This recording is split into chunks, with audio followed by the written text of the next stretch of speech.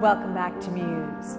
American Ballet Theater's newest work was inspired by the friendship between Chuck Close and Philip Glass.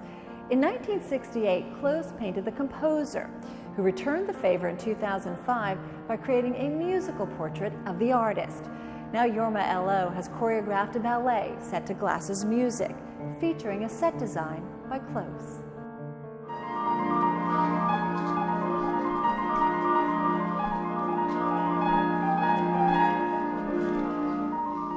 I'm not sure whether Phil considers it was a favor that I painted and drew him so many times, probably 120 or so pieces over the years from when I photographed him in 1968 till now. The idea that at this point somebody who was so important to me and whose ideas were so similar to mine when we were coming up in the late 60s and early 70s, and to see it come full circle.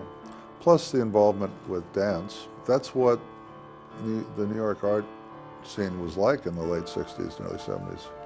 That cross-fertilization of ideas, cross-discipline, was really, really important. This is the stuff that I fell in love with. I started thinking about portraits and thinking, wouldn't it be cool if Philip Glass wrote a portrait of Chuck Close? Since the early 90s, he has been composing piano etudes to explore the possibilities of the instrument. He's always played, but I think he wanted to explore the piano much as Chopin and Liszt did.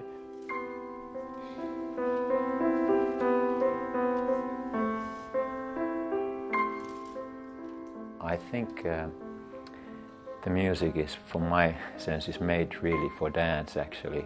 So it's hopefully, and I find it's going to go together beautifully. It has a dynamic. This particular piece has a lot of beauty and story in itself. So even abstract movement can be combined with that music, and it will be storytelling. The whole thing seems so narcissistic and self-involved. That I find it somewhat embarrassing. In fact, I wanted to use images of Phil, and they said, "Oh no, this is a portrait of you. That means you have to use your imagery." And so I sort of reluctantly accepted that was the requirement. And then I just wanted to try and talk about what my art looked like at the time when Phil and I were just getting started. And then to try and talk about where Phil's music has gone since then. And it does seem to parallel changes that have taken place in my own work.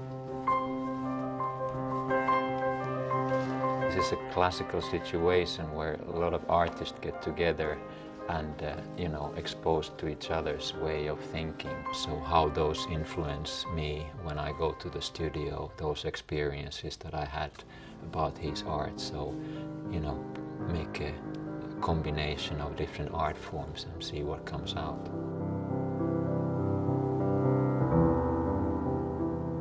The costumes had to be something unto themselves, but at the same time fit in almost conceptually in referencing the piece. I think there's a blending, first, of the subject matter being Chuck, he as a person, his life, his technique in painting. Then the element of Philip Glass's piece, the music, and how it conforms to that about Chuck. And then, of course, the extraordinary choreography. You can go back to Cocteau and Picasso. There's all kinds of times when Rauschenberg did sets for Merce Cunningham to John Cage's music. This is something that we're used to. It happens to be the first. I've always wanted to do something, thought about it. But this is the first time that I've actually stuck my wheelchair wheel into the water, I guess.